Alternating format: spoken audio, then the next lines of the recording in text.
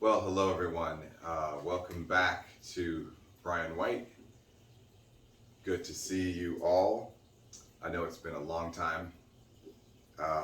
Yes, welcome back to my channel. Today I want to talk about something that's kind of more significant to those in the industry that I am in the throes of working my way into. As most of you know, I am an aspiring actor. I want to talk today about the SAG-AFTRA and writer's strike that's been going on, which interestingly seems like it's coming to a close. But I've been talking to different friends about it, and I realized that even I wasn't so sure about exactly what was going on. And I did a little bit more research for myself, and I thought this might be interesting for those of you who have been following and kind of wondering a little bit about what was happening. So, but yes, if you do happen to like this video, go ahead and literally like it. Hit that like button.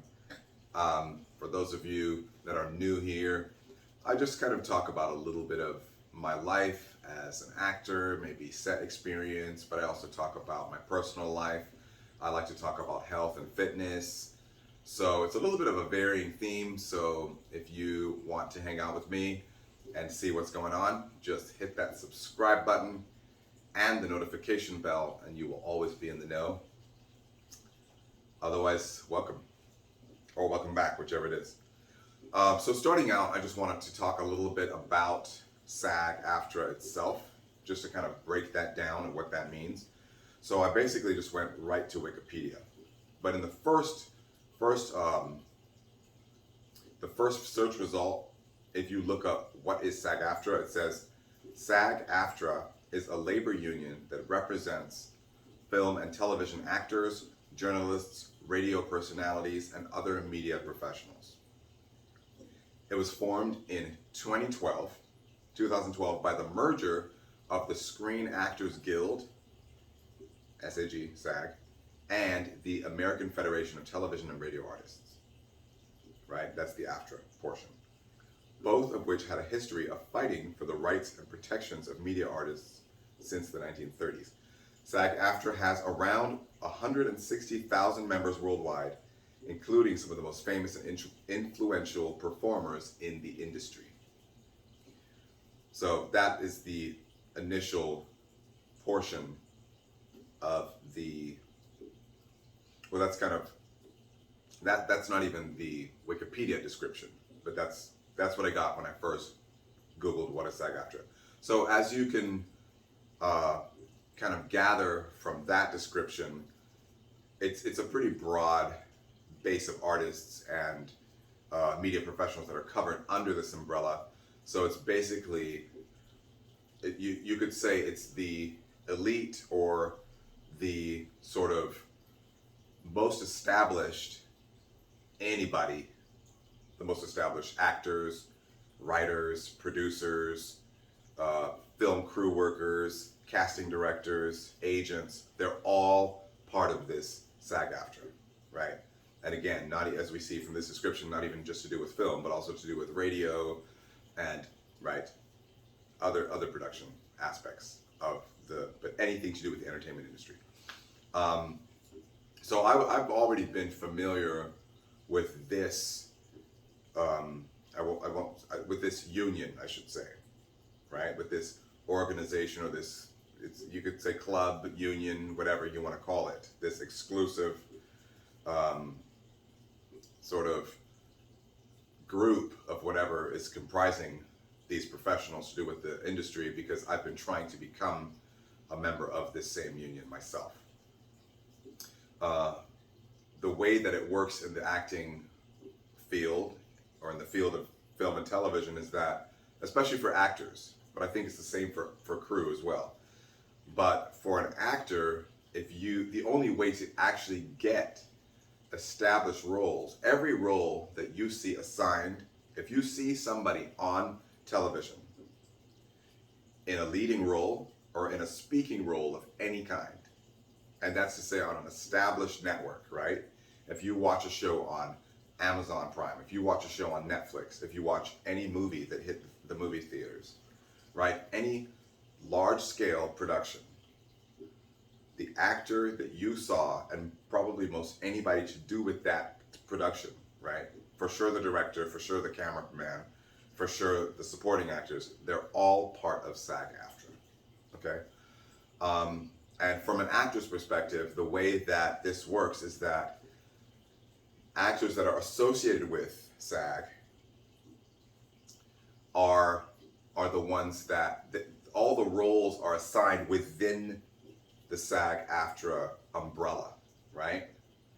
And to get to that level, you have a mixture, there's a mixture of entry requirements. Number one, you buy dues. I believe it costs about $2,000 or so for what would be considered basically a membership. But with that, you also have to have 2 SAG eligible roles, so that means maybe your agent submitted you to something, you auditioned for it, you booked the job, and that was a SAG eligible, it was an official SAG eligible role from a SAG production. And then once you had that role, you had 1 in. And when you get 2 SAG eligible roles, then you can become SAG with paying your dues. So those 2 things together. And the reason that this is a big deal for actors is that all the other, like I just mentioned, all the other roles to do anything to do with, a full-on proper acting role that's going to pay you well and it's going to go on your IMDb and it's going to actually stand for anything and lead you to more jobs, those are all SAG roles. And this is done to sort of streamline things a little bit in the world of acting and production. There are, I don't think I exaggerate when I say that there are millions of people who desire to be on the big screen and who desire to be in the world of acting, right? But if every single actor that was self-proclaimed or had the desire to act was able to audition for all these roles again and again and again, it would be too much for the media professionals, like the casting directors and the producers. It would be too much to sift through, right? Everybody has their headshot. They wouldn't know who's what, right? So of course agents help with that process too, right?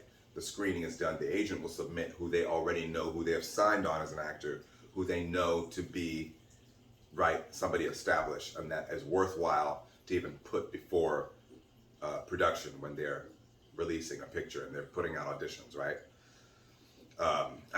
For those of you that are in this industry, you'll know exactly what I'm talking about. And for those of you that aren't, it might seem like I'm rambling a little bit and it might, I want to talk about the strike, but I feel like it's important that you know what SAG even is before we get into this a little bit. But yeah, so as I was saying, the fact that this union is set, it's like the bar is here so that not everybody can just, a conglomerate of masses of amount of people can go for these certain roles, right? So by the time the professionals have put out the role, then it's up to, it's available for other professional established actors to be able to apply for. Does that make sense?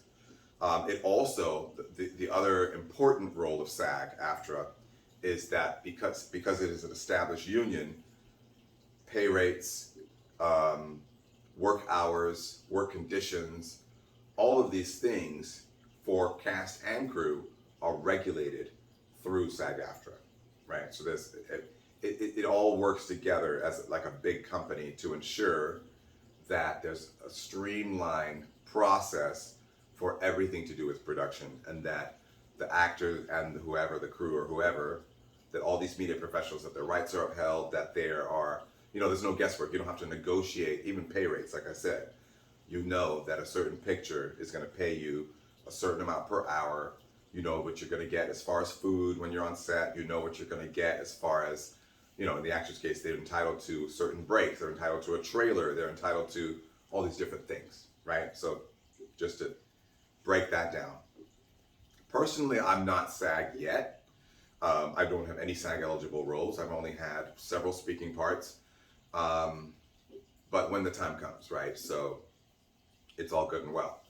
We'll get there. But through being on movie sets for the last 10 or so years, I've had, I've gathered all this information because, of course, I need to be ready for this opportunity when it does come about. So yeah, so that's a little bit about that. Now, let's go right into the strike. Okay, so you may have heard about it, you may not have heard about it, but for the last 3 months, nearly 3 months, basically the entire SAG-AFTRA as a whole have been on strike. And they started calling it the writer's strike because I think that's how it started, with specifically the writers, like film and television writers, but then the actors and by the whole union got on board with this strike as well. So if you look up the SAG-AFTRA strike, 2023 SAG-AFTRA strike on Wikipedia, you'll get all of like the entire history of previous strikes, et cetera, what all the events that led up to it happening now. But I'm just going to go over a little bit of the highlights. Here it says, the 2023 SAG-AFTRA strike is an ongoing strike action that began on July 14th, 2023. Incidentally, that's my dad's birthday. Happy birthday, Dad, on the 14th of July. The American Actors Union, SAG-AFTRA, Screen Actors Guild, American Federation of Television and Radio Artists, went on strike over an ongoing labor dispute with the Alliance of Motion Picture and Television Producers, AMPTV. So, as most strikes are about, when unions do strike, it usually has to do with pay, right? It has to do with pay rates and, some kind of discrepancy, and the union demanding more pay. And that's, of course, the most effective way to get it. You just stop working till you get, and then what are they going to do? Of course, they're going to end up, negotiations begin at that point, but that's the whole point of the strike. It has coincided with a Writers Guild of America strike that began in May in a series of broader Hollywood labor disputes. So it's all about the money. The strike marks the first time that actors have initiated a labor dispute in the US since the 1980 actors strike, and the first time that actors and writers have walked out simultaneously since 1960. Both the 2023 SAG-AFTRA and WGA strikes have contributed to the biggest interruption to the American film and television industries since the impact of the COVID-19 pandemic in 2020. So that's pretty incredible. In addition to standing in solidarity with the writers, the strike is led by changes in the industry caused by streaming and its effect on residuals, as well as other new technologies like AI and digital recreation. So that was a huge part of it too, and that's what I was explaining to friends and family in this conversation, is that as it just said, platforms like Netflix, Amazon Prime, HBO, Disney, all of these.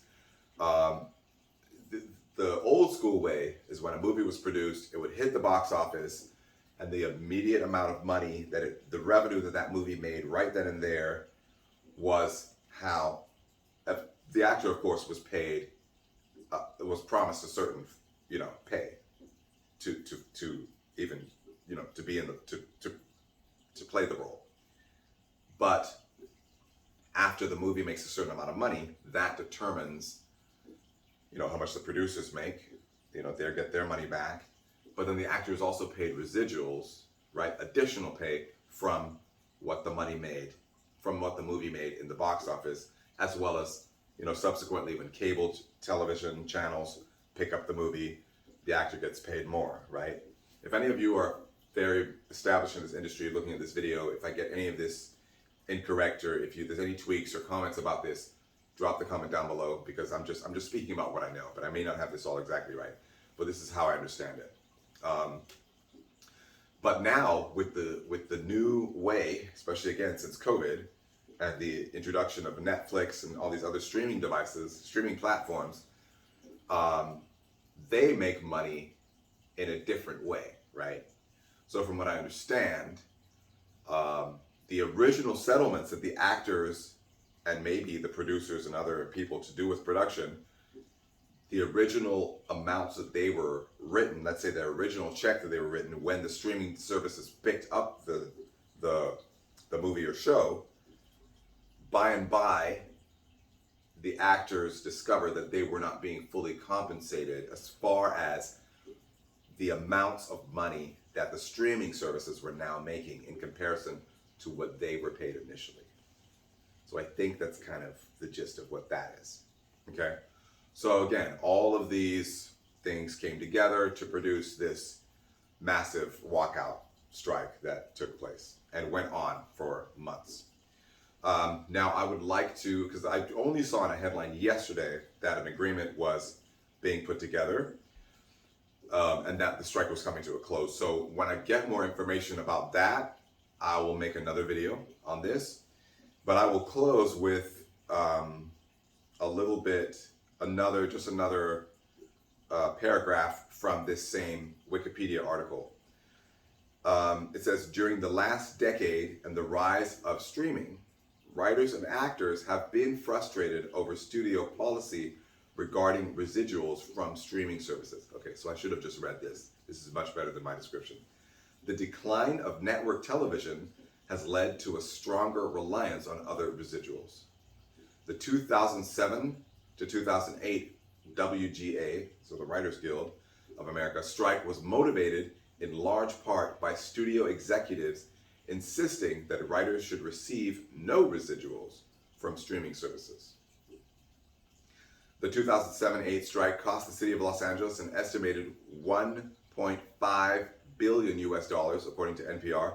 As with striking WGA writers, actors have expressed concerns about the use of artificial intelligence, noting that it could be used to replicate their likeness without compensation. Okay, so there's more elements there, right, into growing concerns and the changing in the industry. As all these changes take place, things will continue to develop, and that's the beauty of art, the beauty of the modern age that we live in. But of course, those affected have to make sure that they themselves and whatever value and pay and compensation is not compromised or lost in the process. So that's kind of the way I see this. Again, like I've mentioned, I'm not a part of SAG, so I would be probably feeling more strongly about these issues if I was. But even as someone that is aspiring and reaching for that level, I can already associate with this as an extra, as a paid extra or a stand-in artist or whatever. I know that there's a huge disparity in the rates that background artists are paid. We're not part of this union, but as an actor, I can already understand the concept of being compensated for my time, and that's something that anybody can relate to in any job or field that you are a part of, right? So I can pretty much safely say that if I were a part of this, I would have been on strike as well, right?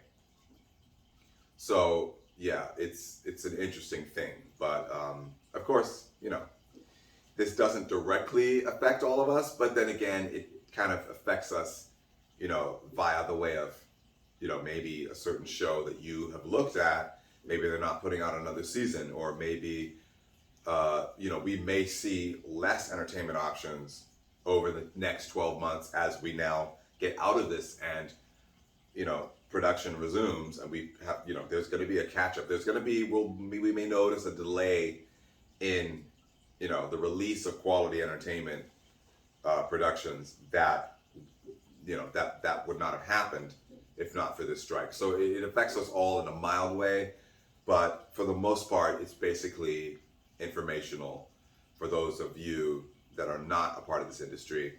And of course, those of us that are, it affects us, greatly. Thankfully for myself, right in this time, because summertime is usually when I do participate. That's for years, that's been sort of my tradition, where I am actively on set. I spend the majority of the summer on set because the industry that I'm in, which is the hospitality industry, working in fine dining, that can be a little bit of a slower time. You know, maybe the majority of people travel or go on vacation or whatever. So there's less traffic to the restaurants, right? So as a server, it was a perfect time for me to, you know, be more active with my acting craft. So that was the tradition for years. But this year, it just so happened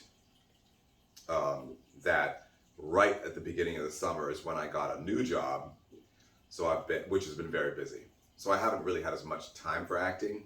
The one job that I was able to book recently was a non-union job, right? So it was still, you know, it was still a decent gig, but it didn't have to do, it wasn't SAG-AFTRA related, so I wasn't affected.